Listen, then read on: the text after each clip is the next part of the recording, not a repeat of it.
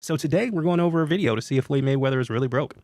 It's not my forte to rain on anyone's parade, but I just wanted to see if this information is valid or not. And I'll give my opinion towards the end of what I believe is actually causing Floyd to really go broke. Many problems. He owes the IRS, he owes car dealers, he's pawning jewelry. A guy who's made hundreds of millions of dollars in his career is somehow running out of money. And now he's suing everyone, claiming he's owed money. While he may be able to keep up the facade that it's everyone else's fault, Floyd's spending problem is the reason why he's going broke. I was able to... And that's unfortunate because the guy has made upwards to $1 billion in his career. So if it's actually true that Floyd Mayweather is really broke, that's very unfortunate. Directly to the source to get private information that hasn't been shared publicly yet. To discuss the recent lawsuit that sent shockwaves throughout the sports world. Mayweather suing former associate in an alleged $175 million fraud scheme. That associate, Jona, shared with me private text messages, private images of Floyd signing contracts, and access to private communication with his team. And the proof I've been given will contradict everything you've heard in the news about this case. By going through all of the claims presented in the lawsuit, I'll share all the private he has receipts that I have access to so we can understand fully what's going on with Floyd Mayweather. In 2017, Rechnitz and Mayweather became friends, which ultimately led to Rechnitz becoming Floyd's investment manager, real estate advisor, and banking liaison. Jona helped put deals together for Floyd. He was his manager. So that's sponsorships, real estate deals, and fights, just to name a few revenue. Right there, for me, that's almost too much power in one person. Whenever I have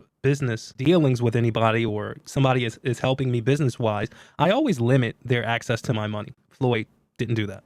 Jona shared with me that he was not on salary, meaning he only made money when there was a commission on finding a deal. As an example, Jona shared with me that Floyd was running out of money in 2020, so Jona put together a fight with Logan Paul to generate income, as well as many other exhibition fights. Turns out the only people actually punching Floyd in the face at this time were the IRS debt collectors. More on that in a minute. The first big claim that Floyd makes is that he wasn't aware that in 2016 Rechnitz had pleaded guilty to wire fraud conspiracy, that Rechnitz had cooperated with the United States attorney, or that Rechnitz had been the subject of significant civil litigation. What Floyd's attorney was trying to do with this complaint is make it look like Floyd was taken advantage of by a guy with a questionable past. Like Floyd is this innocent victim who had no idea who this guy really was. There's a little problem with that, because I have proof he did know. This letter on the screen was sent in 2023 by Floyd Mayweather to a U.S. district judge for the Southern District of New York. The bottom includes Floyd's name and his signature. For context, this is Floyd Mayweather's letter to the judge in Jona Rechnitz's case, speaking about Jona's character and why he deserves a better outcome. In the second... Oof, that's a rough one. That's a rough one. I'll tell you, in the business world, you always want to have somebody that gets things done for you in the gray area. You want to keep it legal, but you want somebody that knows how to bend the rules just a tad bit. Not bending the rules in terms of anything illegal, but also playing the gray area. The gray area is how many people become multimillionaires. He writes, "We became friendly and I supported him when he was going through the process of being sentenced in 2019. That sounds to me like he knew about Jona's litigation in New York." In the third paragraph, he writes that Jona has worked with him as his promoter and business advisor. He has taken the job and run with it, helping Floyd in every aspect and opening up new opportunities.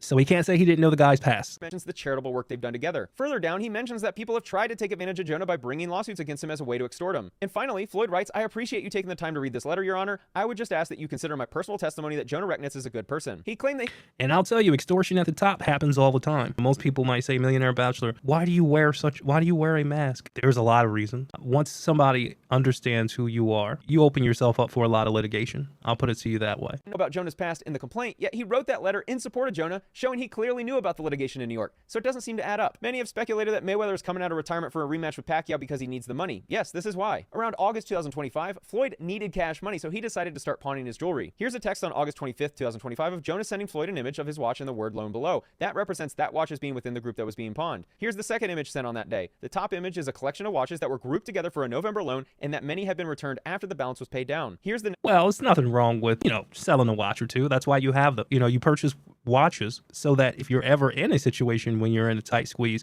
you can get liquidity fairly quickly, because the watch market sells faster than a lot of other assets that are out there. Sells faster than the house, sells faster than the car, less paperwork. Of another collection of watches that were used for a loan. The image on the left is an exhibit Floyd included in the complaint. Within this list are 4 of the watches you see in the text message on the right that were included in the group of watches that were pawned. This indicates he continues to lie about not knowing that his watches were getting pawned for a loan to fund his lifestyle. What was told to me is that Floyd was running out of money. Now, obviously, his broke is a lot different than broke for me and you, but at this time he needed money, so he decided to pawn $13 million from his watch collection. He does have his own jet and has flown private for a couple decades, and he has an extensive exotic car collection. But what has been shared with me is that his lifestyle is so expensive that he constantly needs to take out loans against all his assets, and it's fine when he's fighting and making money because he can pay the loans back, but it's kind of like musical chairs.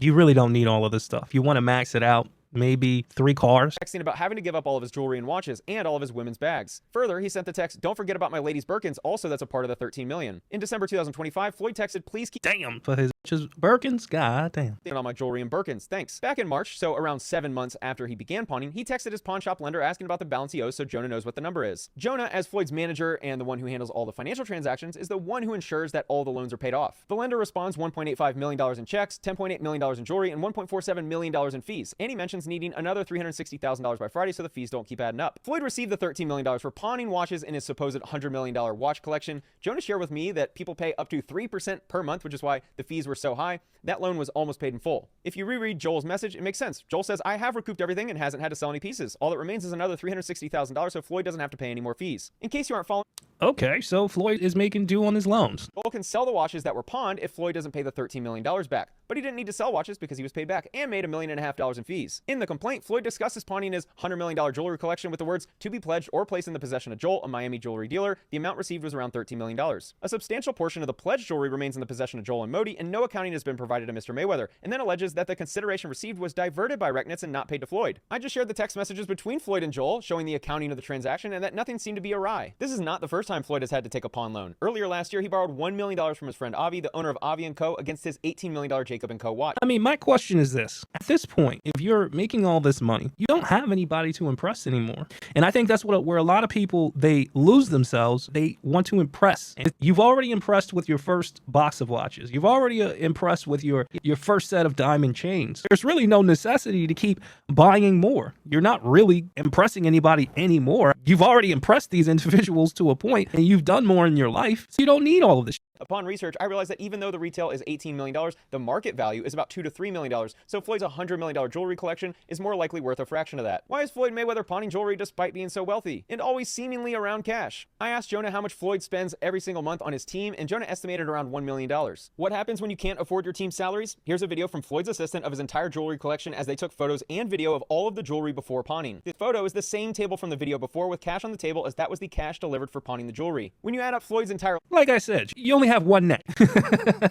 You only got one neck. You got all these jewels to impress who? I have no clue. At the top, the jewels don't really impress anyone. I can only assume that he's trying to impress individuals that are not on the top. And that's the quickest way to lose, is to impress people that are not even where you want to go. He could easily be spending $2 to $3 million per month, which means he probably needs to be making around $50 million of pre-tax income in order to just break even on that lifestyle expenses. When you're fighting Conor McGregor or Manny Pacquiao, you can cover that type of spend. But I always talk about this in my... And you look at a guy like Warren Buffett, who's been living in the same house since he was a child. This American sickness that America has, where this obsession to be noticed, it's so unfounded in most other places in the world. You know, the people who have the money in a lot of other places, you would never know. And I understand his brand. His brand is, he's flashy. He's Money Mayweather. Goddamn. Recycle some of the diamonds, my friend. Take them back, get them reset, change the chain up. You don't have to keep constantly reinventing the wheel, buying new chains and new chains. For what? Who are you impressing at this point? And even if you don't have any money, you don't have as much money as Floyd Mayweather, who are you really impressing? You're trying to impress this fast-tailed, chick that's out here. You just fly to another country. And that's what bewilders me about a lot of these other celebrities. It's like, yo, dude, there's a whole entire world out there. The rest of the world is not as broke or poor as America makes it seem. Actually, quite the contrary. And I love New York City. Don't get me wrong. I love New York City. Still got my place in New York City. That's never going to change. When I started looking around, I said to myself, I want to be on the beach. And then I said, well, where can I be at, on a beach in America? And then I started going down the list, and I was like, okay, high taxes, extremely unnecessary environment. So I said, you know what? Let me go to Europe. Let me go to a private island. And it kind of changed my perspective on things. Of course I'm going to return back to America, but it almost makes me not want to. On Broke Series, these athletes will keep their lifestyle spend around the same. And when that income goes to essentially zero, they go broke pretty quickly. Floyd claims Jona screwed him, but ironically, Jona actually saved him from being bankrupt. Floyd claims he invested $31.5 million into real estate deals and has made a nominal amount of money as a return on his investment. I actually have the distribution letter for this portfolio. Here's the 3 portfolios listed totaling $31.5 million. The annual distribution for the total is around $3.9 million. Back in 2024, when Floyd began investing in real estate, he had no liquidity, meaning he had no cash flow and essentially had no cash to his name. Jona presents an idea to Floyd Mayweather, as Floyd at the time had 2 properties that were owned in full, however, they weren't being rented out, so they were costing him money every month. Jona says you should invest that money in real estate so that you can start earning cash flow. In one of the exhibits filed with the...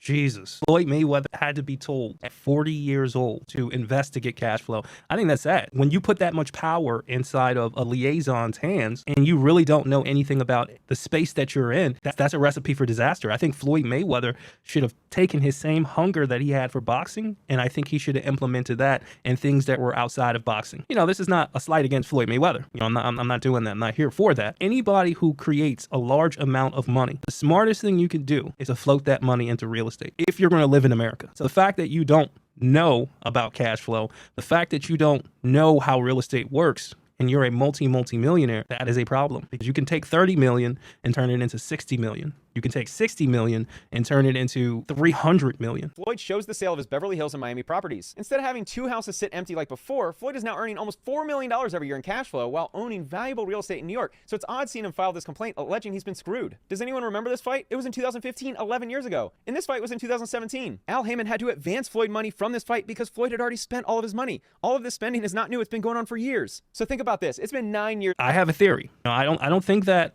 this is all spending. I think that Floyd might have a gambling problem from the things that I've seen, and I don't personally know, but I think Floyd has a gambling problem. Realistically, the only gambles that Millionaire Bachelor has taken really in life have been around real estate. And also digital media too. That's a gamble, but it's a low-level gamble. In the real estate market, things go up, things go down. So that's a gamble. I've never actually gambled. And the reason why I've never gambled is because I'll never forget. I was walking through a casino, and I happened to see all the people that were at the casino line trying to play craps and roulette. And they were working individuals with their uniforms on, and it looked like it was goddamn tears coming down their eyes. And I said, oh, okay, they're gambling addicts. Ever since then, I looked at the predatory nature of a lot of these gambling casinos. I've just never done it. I think I might have bet $20 on blackjack. That's about it. That fight. Let's assume Floyd spends around $20 million per year, which is pretty reasonable given his lifestyle expenses. That would have meant he spent $180 million since that fight in 2017. He's always posted pictures with cash money because it's his branding. He certainly has had a lot of money at one point, but spending a couple $1 million per month blows through this cash instantly. Floyd may have had a $100 million jewelry and watch collection, and that's certainly wealthy to me and you, but when you're spending $20-30 million per year, that $100 million can dry up pretty quickly. You can spend it faster than you can make it. That's absolutely true. When you have a lot of money, you have to have a lot of discipline. And a lot of people say,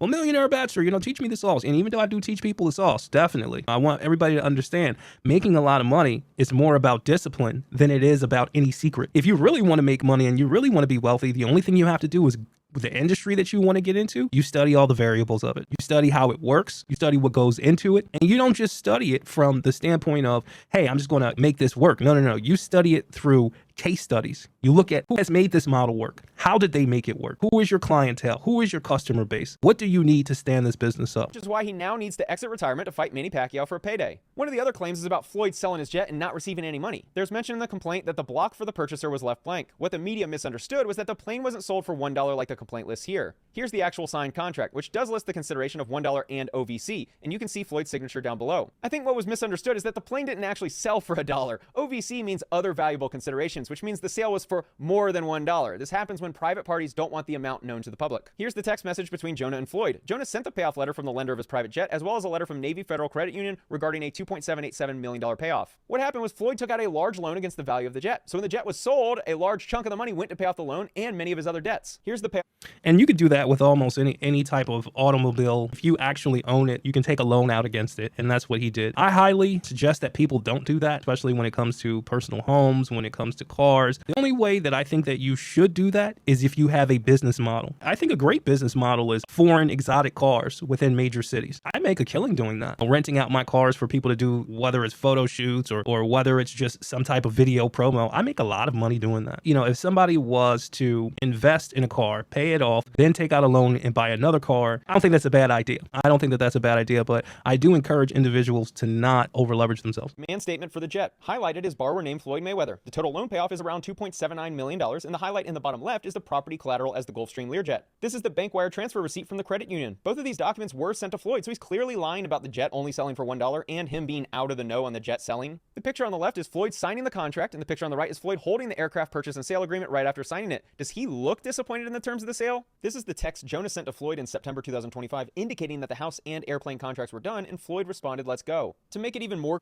So it seems like Jona is taking care of business. I wonder where they fell fell out at. When it's involving money, people often fall out. So let's keep watching this. That Floyd knew about the plane purchase and the terms of the purchase and sale. Here's a text between Floyd and Jona where Floyd writes, "Can you call me about the plane, please? I need for you to update me, please." And Jona responded, "Plane is ready to close." Jona saved hundreds of private images, screenshots of text messages, and I can understand why he did it. They were dealing with millions upon millions of dollars. Floyd was going broke, and Jona worried that Floyd was going to start blaming those around him for his financial problems. Back in November 2025, Jona sent this message to Floyd saying, "I can help continue to create income for you for life, but you need to start saving more money and spending less. Borrowing from a credit line should be for investment purposes, not to pay past." And that's exactly what I said. When you borrow against your assets, it really needs to be for investments only. You can't splurge on trips. Let's say you buy a Ferrari, you pay it off, and then you say, you know what, I want another Ferrari because that next Ferrari is going to generate me income because I'm gonna rent it out. If you take that money from leveraging against your Ferrari and you go spend that on personal trips, you're asking for problems. You always have your investments pay for your personal. So if I take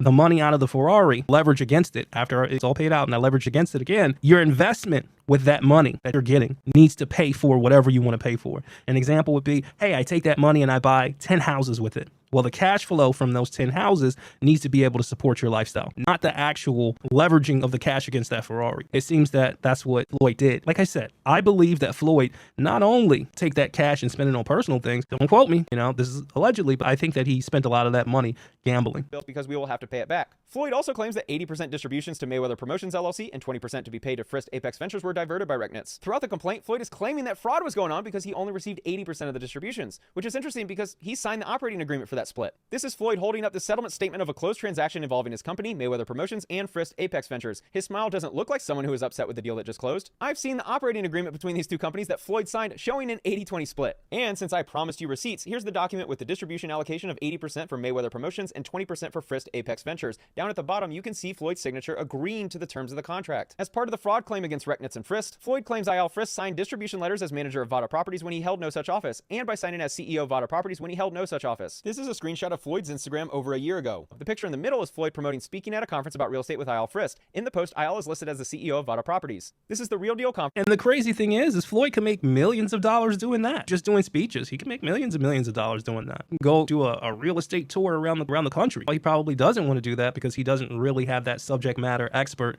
inside of him. So he's not comfortable or confident enough to put that together. But you can almost book the venue yourself. You could do a concert level if you really wanted to. Floyd is talking about buying real estate, and IL Frist is the man to his right. I had a very, very smart team, guys that was very, very educated in real estate. I gave them 9 figures. I went from 7. I skipped over 8 because it was paying so good. I went to 9 figures. That doesn't sound like someone who is disappointed in the outcome of his real estate investing. Another major allegation in the complaint is that Rechnitz orchestrated a $13 million loan from Hankey Capital LLC secured by Floyd's property in Miami Beach, Florida. The picture in the background is of Floyd and Don Hankey. This property is actually owned by Josh Gatlib and Meyer Orbach. Back in 2024, when Floyd was running out of cash, he needed to sell 2 properties. So he sold it to the 2 names I just mentioned, and it was a favor by them. But the allegation is that $6.5 million of that loan went to the purchase of the private jet we discussed earlier in the video, and only approximately $4 million was made available to Mayweather Promotions. The full accounting is right here. $6.5 million to buy a jet with TBE Aviation LLC as the owner. That's Floyd's private jet related LLC. The $4 million to Mayweather Promotions is listed, and all of the other allocations are listed with none relating to Rechnitz or the other defendants. He also claimed there was another loan of $16.4 million and worded it such that it looks like Frist Apex Ventures took $8.8 million of his money. The money from these properties all became his investment in the $31.5 million portfolio mentioned a few moments earlier, properly managed by the LLC he's suing. So it appears that there are a lot of moving pieces with this guy. That's expected for somebody that's wealthy. I don't think that he has track on all of the moving pieces, and I think that is what causes the issue. When I first went to my CPA,